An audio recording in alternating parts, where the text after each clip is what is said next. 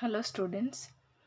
From last class onwards we are discussing metals and non-metals in the same lesson.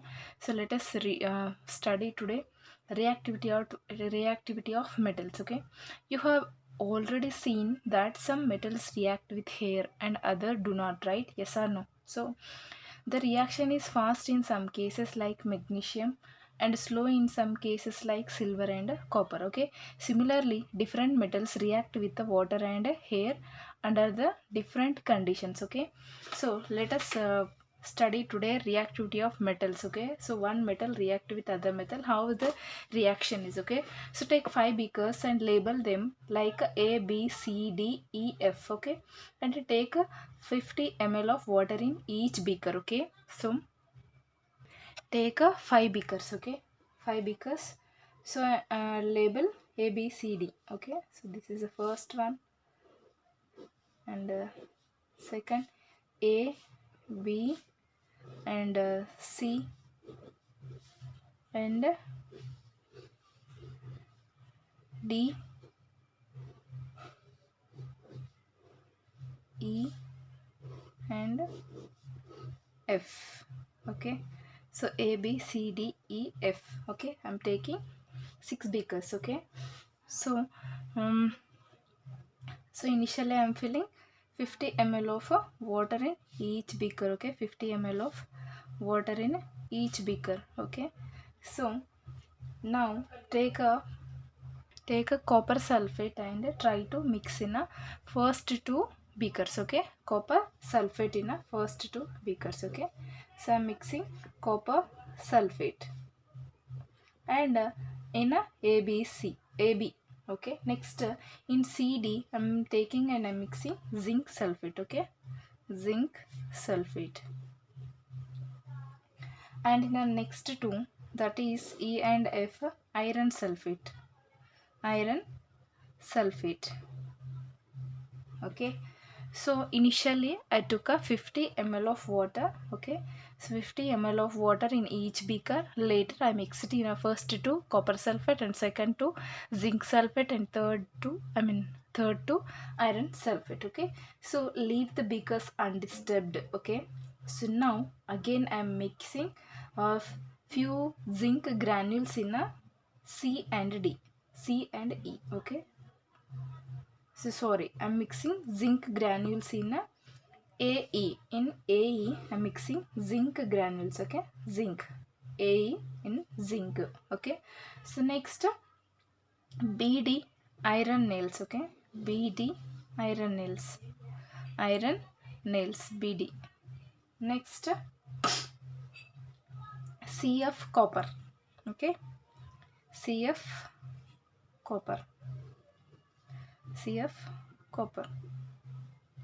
See, I'm mixing two types of metals. Okay, in a beakers. Okay, first I took a 50 ml of water in each beaker. Okay, and later in first to copper sulfur, second to zinc, and third to iron. Next AE, in AE zinc granules, and BD iron nails, and CF copper. Okay, so leave the beakers undisturbed. Okay, so you can see blue color of copper sulfate disappears and a powder red mass of a copper is deposited at the bottom of the beaker A. Okay, what happens in a beaker A? Blue color of a copper sulfate is disappears and a powder red mass of a copper is deposited at the bottom of the beaker A. So in beaker A, zinc displaces copper from the copper sulfate, gives rise to colorless zinc sulfate. Okay, so in beaker A, what happens in a beaker A? Zinc displaces zinc displaces copper from copper sulfate. Okay, from copper sulfate, copper sulfate. So it gives a colorless less zinc sulfate in a beaker A. Okay, colorless and first beaker. Okay, so what happens here? Blue color, you can see copper sulfate is in a blue color. So initially if we mix copper sulfate in a water, it becomes a blue color. Okay, so this blue color disappears and the powdery red mass of a copper is deposited at the bottom of the beaker A. So here what happens here? Zinc is replaces the copper from the copper sulfate, so colorless zinc sulfate will appear. Okay, so beaker A, you can observe the color is no color. Okay, it's colorless. So in a beaker A, see, it's a beaker A. Okay, so in beaker B, red copper is found at the bottom of the beaker and on the nail, leaving the light green iron sulfate solution. Okay, so iron displaces the copper from the copper sulfate in a beaker B, leaving the light green color of iron sulfate. Okay, so in beaker B what happens? Beaker B, see, iron displaces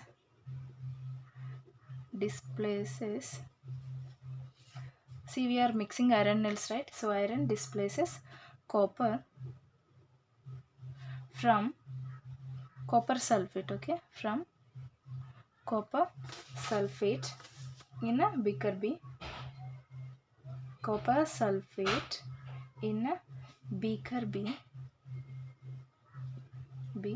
leaving light green color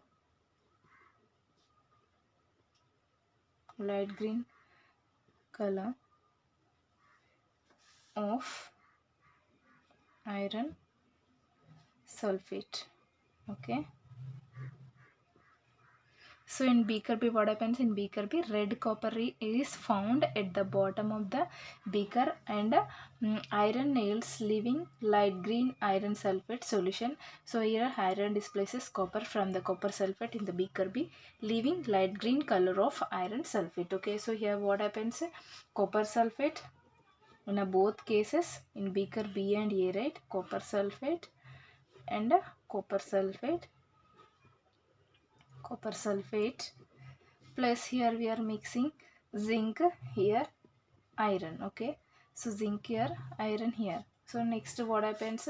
Zinc sulfate, it is forming zinc sulfate solution, zinc sulfate plus copper.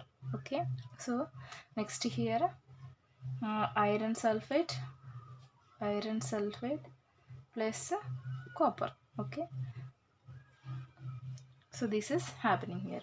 So next we do not see any change. Okay, any change in other three beakers. Okay, so we cannot see any changes in other beakers. Okay, in other three beakers C, D, E, F and other beakers, we can infer that copper is unable to displace zinc from the zinc sulfate. Okay, so we can conclude that from the other beakers. Okay, so we can note 3 points. We can observe 3 points. So what are those? Copper is unable to displace copper. See, in other beakers what happens? Copper is unable to displace zinc from a zinc sulfate. Okay, so next copper is unable to displace iron from the iron sulfate. Iron is unable to displace the iron from the zinc sulfate. Okay, so that's why we can understand with the above reaction that a more reactive metal can replace the less reactive metal. Okay, so what we can conclude from this experiment, we can understand that with the above reaction that a more reactive metal can replace the less reactive metal, but a less reactive metal or less reactive one cannot replace a more reactive metal. Okay, so that is why there is no displacement reaction in the beakers CD, remaining beakers. Okay, except the first two, we cannot see any reactions in the second remaining beakers. Why this happens? Because the less reactive ones cannot replace the more reactive metals. Only the more reactive metals can replace the less reactive metals. Okay, so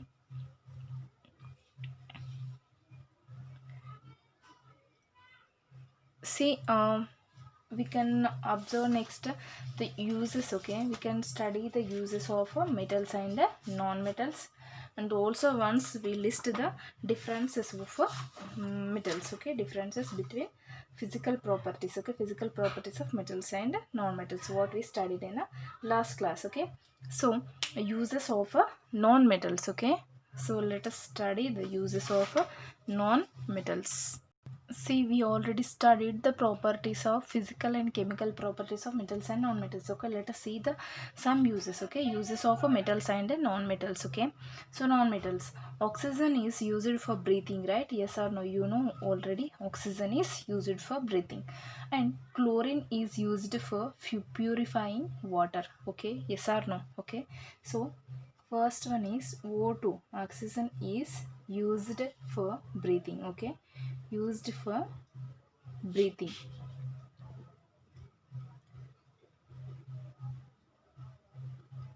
And next, chlorine. Okay, you know, to purify water, chlorine is used. Okay, used for purifying water. So chlorine is used for purifying water. Next, phosphorus used in a crackers. Okay, so in front there is a Diwali festival, right? At that time, you also very much interested to firecrackers, right? So in crackers, phosphorus is used. Okay, phosphorus. So phosphorus is used in crackers. Okay, and chlorine is used for purifying water, and oxygen is used for breathing. So next, non-metals like nitrogen is used in fertilizers. Okay, okay. Nitrogen is used in fertilizers. Next, graphite is used as a good conductor of electricity. Okay, so even graphite is used as a good conductor of electricity. Even graphite is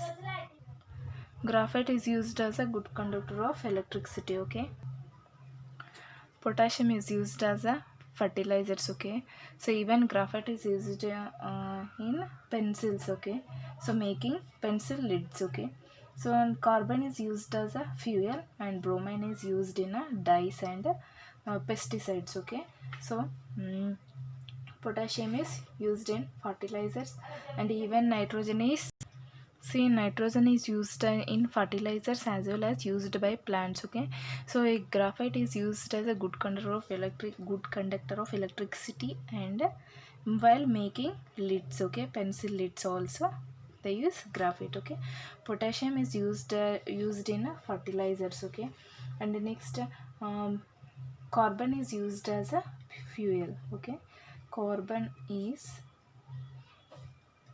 used as a fuel. Okay, so next, bromine is used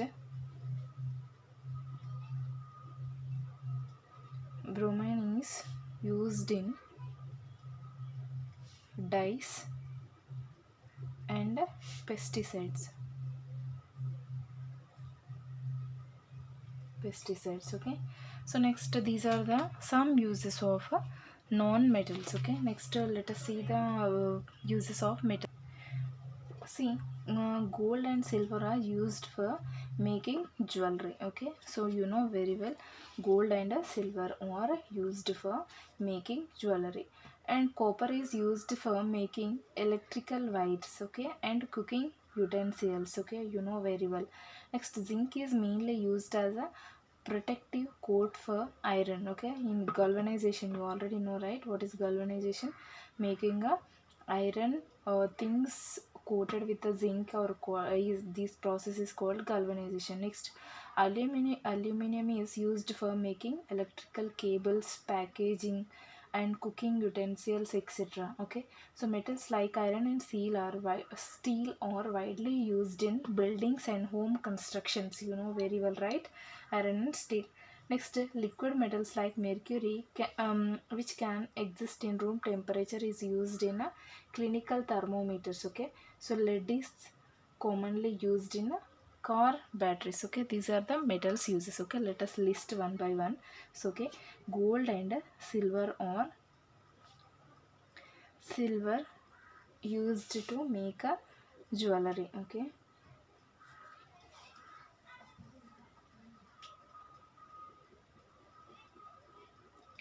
so next, copper is used for making wires. and even utensils. Copper is electrical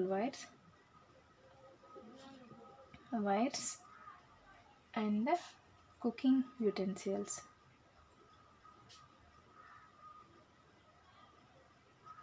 Okay, so next zinc to coat iron. Okay, zinc used as protective coat for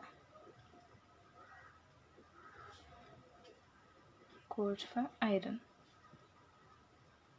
So next aluminum used for making electrical cables. Okay, aluminum.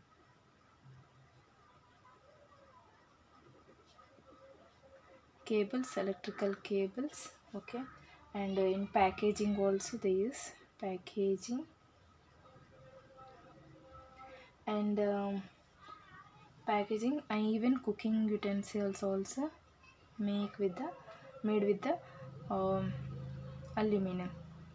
Okay, so next metals like iron and steel. Okay, so iron and steel used in constructions. Okay,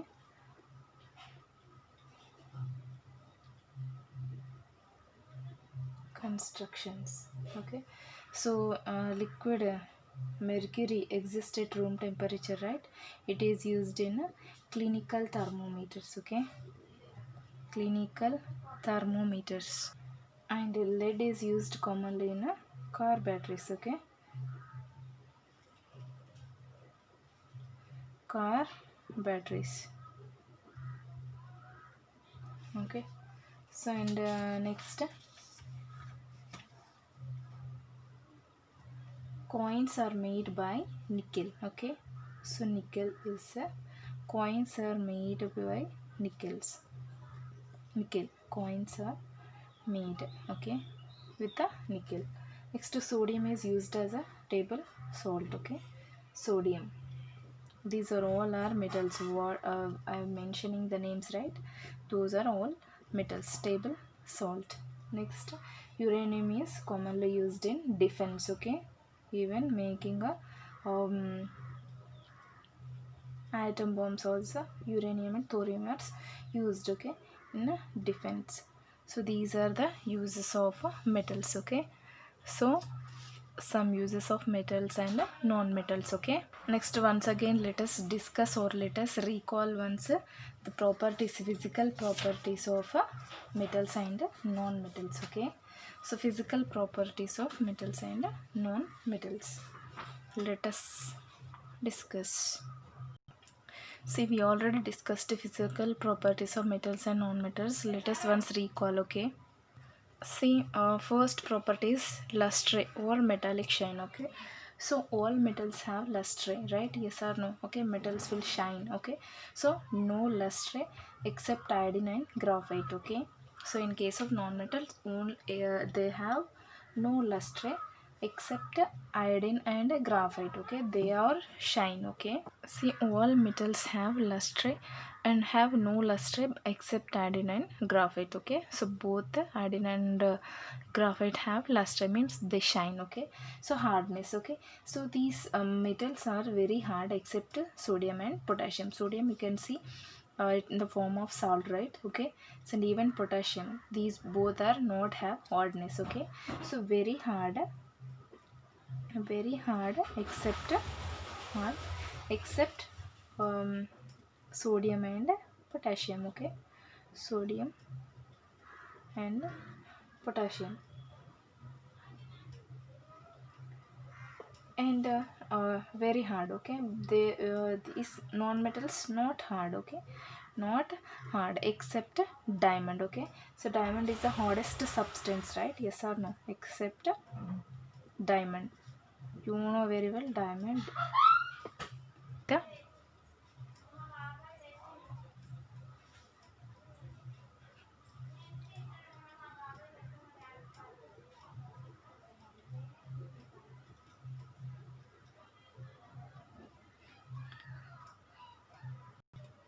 see, highly malleable except zinc and antimony and arsenic. Okay, non-malleable except carbon.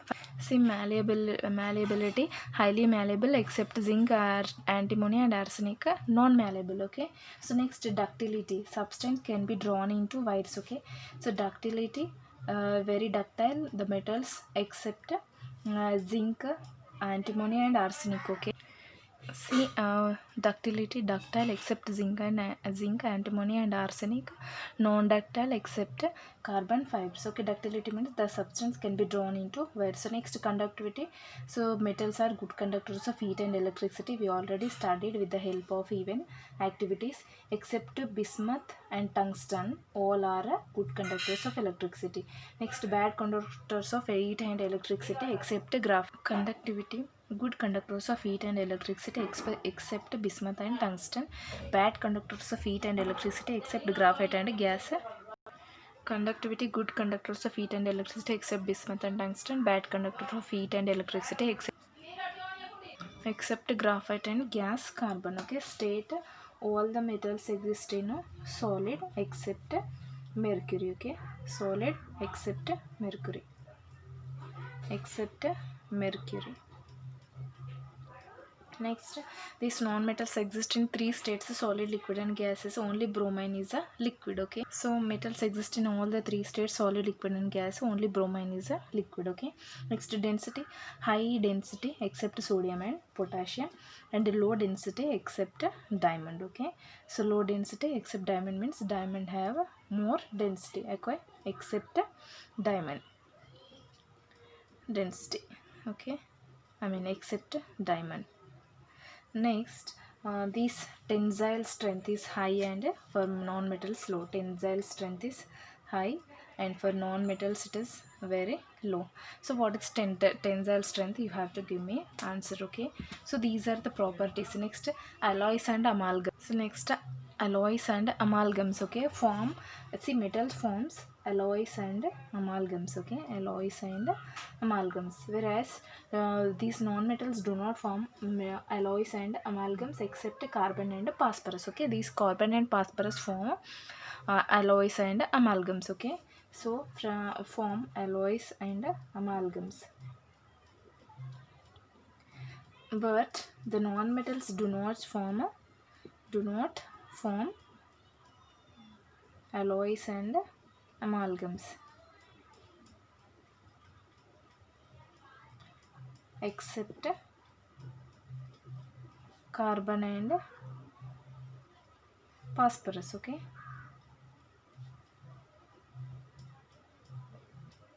okay, so this is the end of your lesson, metals and non-metals. Okay, so these properties are very important, and as well as these differences between these properties, metals and non-metals, is very important, and also uses of metals and non-metals also very important. Okay, so this is end of your lesson. Okay, thank you. Check your worksheet from between 1 to 3:30. Okay, thank you.